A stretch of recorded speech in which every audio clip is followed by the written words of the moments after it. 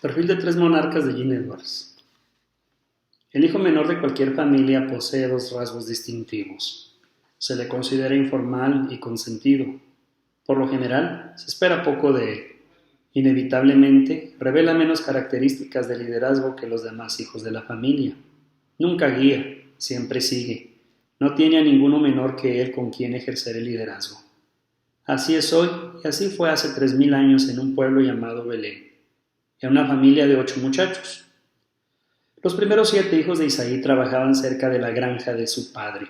El menor era enviado a las montañas para que apacentara el pequeño rebaño de ovejas de la familia. En aquellos aburridos viajes pastoriles, este hijo menor llevaba 2 cosas: una honda y un pequeño instrumento parecido a la guitarra. Es abundante el tiempo libre de un pastor en las mesetas, donde durante muchos días pastan las ovejas en una pradera solitaria. A medida que pasaba el tiempo y los días se convertían en semanas, el joven se sentía muy solo. La sensación de soledad que le rodeaba siempre se aumentaba en su alma. Tocaba mucho el arpa. Tenía buena voz, de modo que cantaba con frecuencia. Cuando nada de esto lograba distraerlo, recogía un montón de piedras y las lanzaba, una a una, con su honda hacia un árbol distante como si estuviera en realidad furioso. Cuando desaparecía un montón de piedras, caminaba hasta el árbol que le había servido de blanco, volvía a reunirlas y designaba a otro enemigo frondoso a una distancia todavía mayor. Así libraba muchas batallas solitarias como esta. Este pastor, cantor y hondero, también amaba a su señor. Por la noche, mientras todas sus ovejas dormían, se sentaba a contemplar con fijeza el fuego mortecino de la hoguera. Rasgaba su arpa y ofrecía un concierto de un solo instrumentista. Cantaba los antiguos himnos de la fe de sus antepasados. Lloraba mientras cantaba, y a menudo, cuando lloraba, terminaba alabando a Dios. Cuando no alababa ni lloraba, vigilaba los corderos y las ovejas. Si no estaba ocupado con su rebaño, tiraba con su afable onda una y otra vez hasta que pudiera decirle a cada piedra exactamente hacia dónde dirigirse. Una vez, mientras cantaba a todo pulmón a Dios, a los ángeles y a las nubes que pasaban, divisó un enemigo vivo, un enorme oso. Se lanzó adelante. Ambos se encontraron avanzando furiosamente hacia el mismo objetivo: un corderito que pastaba en una alta planicie de exquisito pasto verde. El muchacho y el oso se detuvieron a medio camino y se volvieron con violencia para enfrentarse el uno al otro. Aun cuando instintivamente buscó una piedra en su zurrón, el joven se dio cuenta de que no tenía miedo.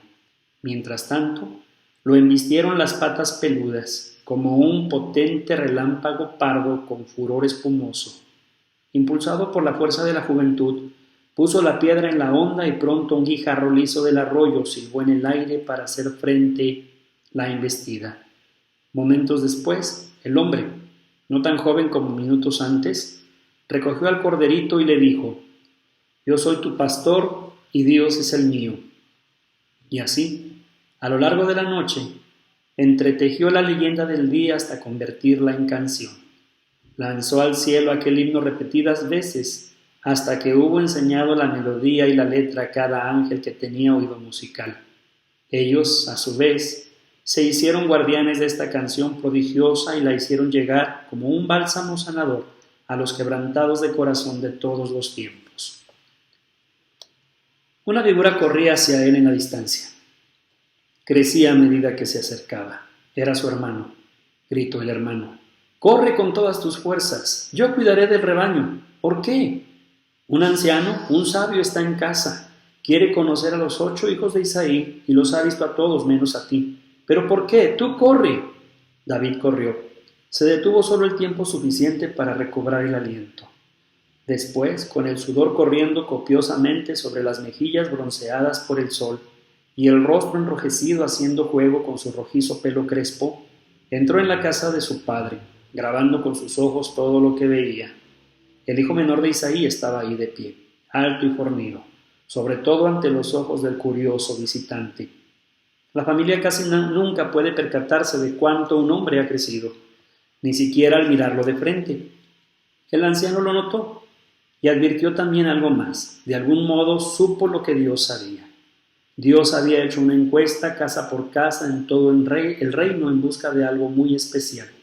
Como resultado de esta encuesta, el Dios omnipotente había notado que este trovador, que tiraba piedras con su onda, amaba a su Señor con un corazón más puro que cualquier otro en toda la tierra de Israel.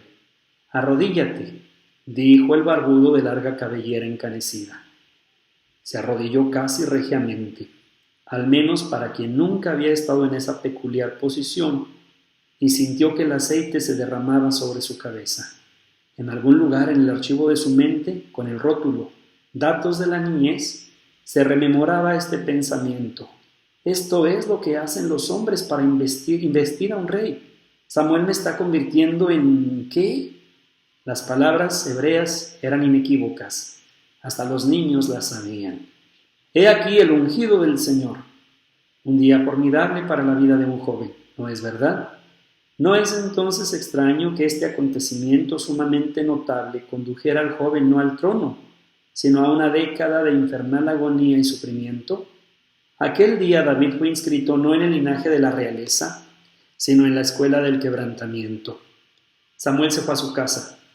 Todos los hijos de Isaí, excepto uno, se fueron a la guerra.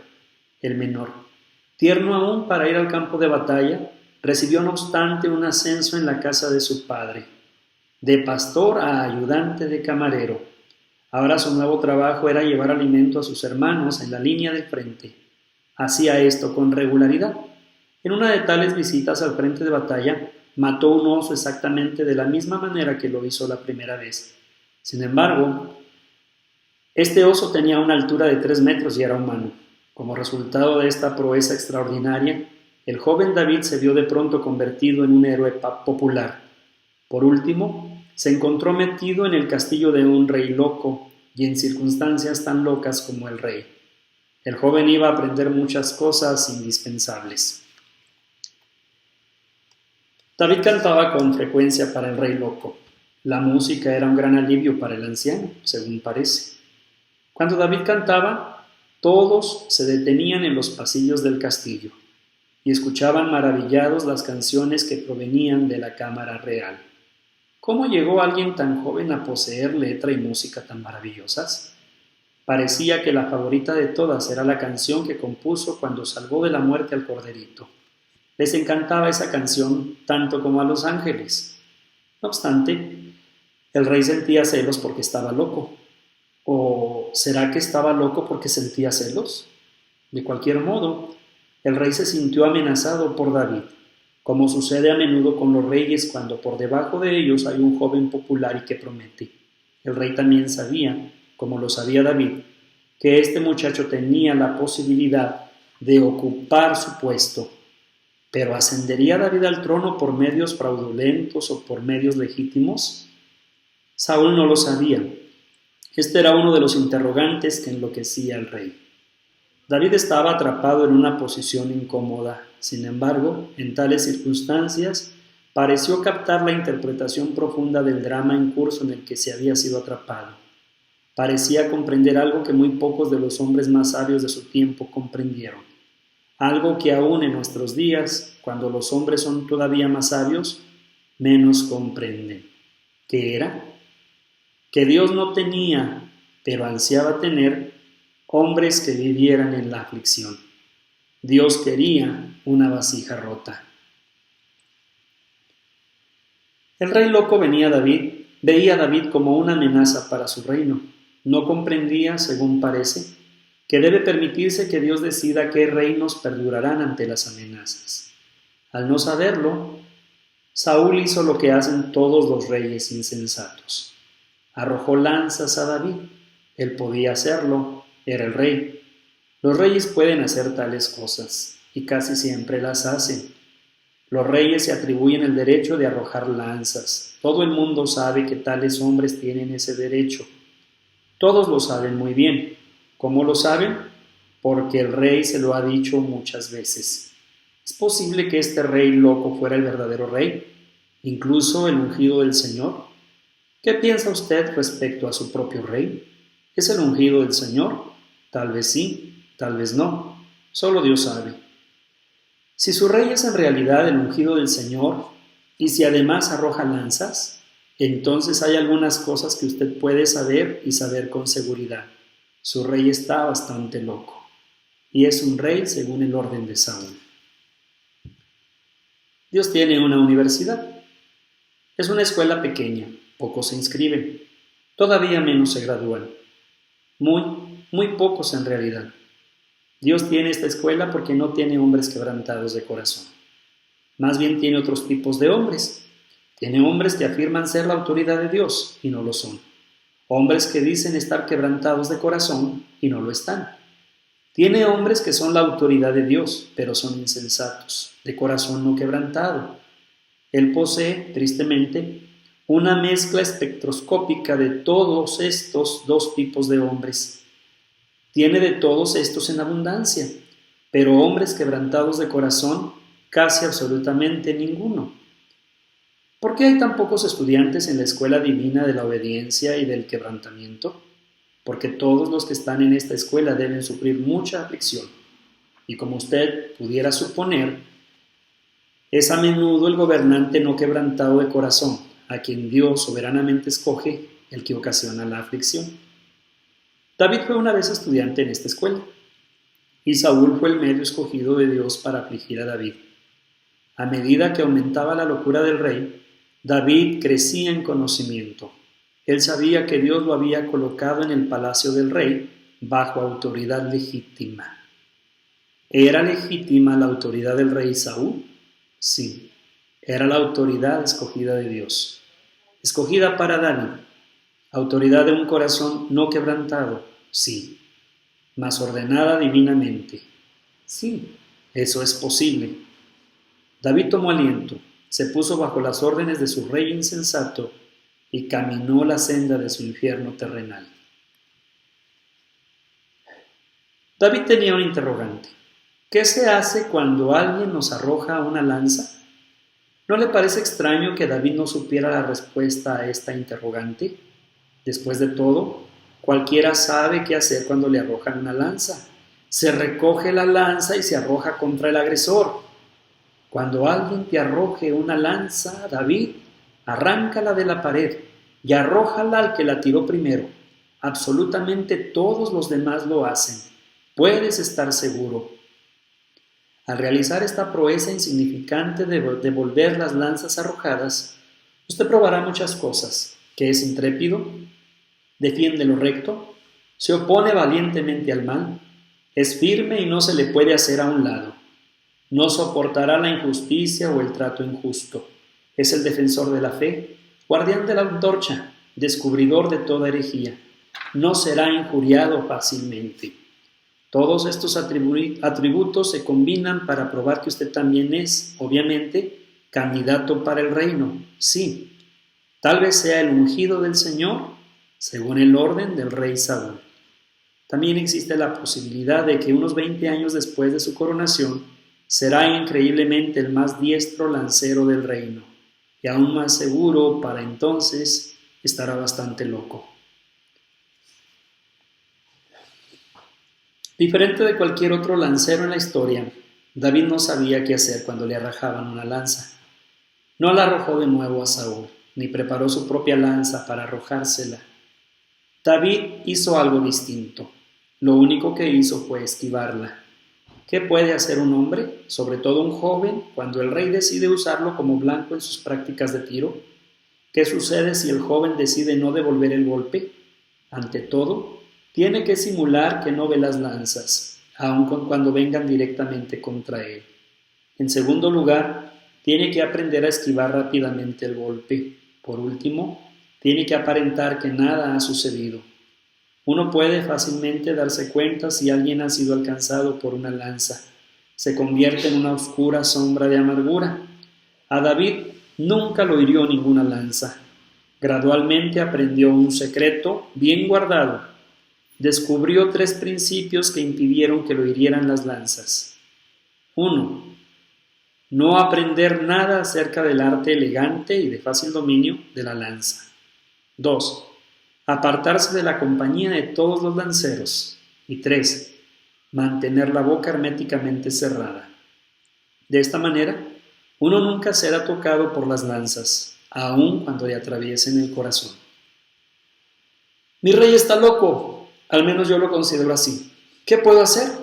Ante todo, reconozca este hecho inalterable.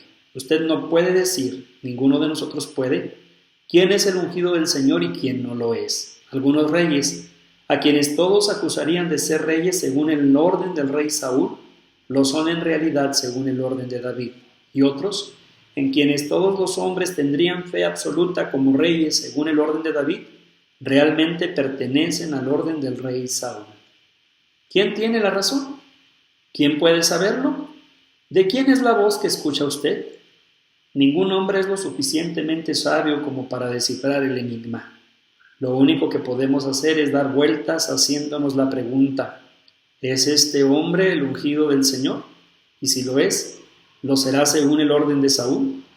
Memorice muy bien esta pregunta. Tendrá que hacérsela muchísimas veces, sobre todo si usted es ciudadano de un reino cuyo rey tal vez esté loco.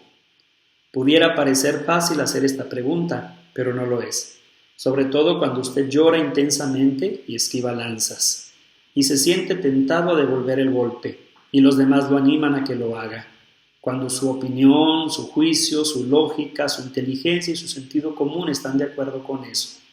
Pero recuerden sus lágrimas que usted conoce solo la pregunta, no la respuesta. Nadie conoce la respuesta, nadie excepto Dios. No me gustó ese último capítulo. Le dio un rodeo al problema. Estoy en la situación de David y estoy en agonía. ¿Qué hago cuando el reino donde estoy es gobernado por un rey tirador de lanzas? ¿Debo irme? Si es así, ¿cómo? ¿Qué hace exactamente un hombre en medio de una contienda de tiradores de cuchillos? Bien, si a usted no le gustó la pregunta del último capítulo, tampoco le gustará la respuesta que se presenta en este. La respuesta es esta: se deja apuñalar. ¿Qué necesidad hay de eso? ¿O qué hay de bueno en ello? Usted tiene puestos los ojos en el falso rey Saúl. Mientras mire a su rey, usted lo culpará únicamente a él por el actual infierno de su vida. Tenga cuidado porque Dios tiene sus ojos fijos en otro rey Saúl. No en el visible que está ahí frente a usted arrojándole sus lanzas. No, Dios está mirando a otro rey Saúl, uno tan malo o peor. Dios está mirando al rey Saúl que hay en usted, en mí. Saúl está en su corriente sanguínea, en la médula de sus huesos. Él forma parte de la misma carne y músculo de su corazón. Está enraizado en su alma, vive en el núcleo de sus átomos. El rey Saúl y usted son uno solo. Usted es el rey Saúl. Él respira en los pulmones y late en el pecho de todos nosotros. Solamente hay una manera de librarse de él. Tiene que ser destruido. Tal vez usted no considere que esto sea expresamente una lisonja, pero al menos ahora sabrá por qué Dios lo puso bajo alguien que pudiera ser precisamente el rey Saúl. El pastor David habría llegado a ser el rey Saúl si Dios no hubiera cercenado al Saúl que existía dentro de su corazón. A propósito, tal operación tomó años y fue una experiencia cruel que estuvo a punto de matar al paciente. ¿Y qué escalpelo y pinzas usó Dios para extirpar este Saúl interior? Dios usó al Saúl exterior. El rey Saúl trató de destruir a David, pero su único éxito fue que se convirtió en el instrumento de Dios para dar muerte al Saúl que vagaba por las cavernas de la propia alma de David. Sí, es cierto que David fue casi destruido en el proceso, pero así tenía que ser. De otra manera, el Saúl que estaba en él habría sobrevivido. David aceptó el destino de vivir en tan inhumanas circunstancias. No levantó una mano, ni opuso resistencia, ni trató de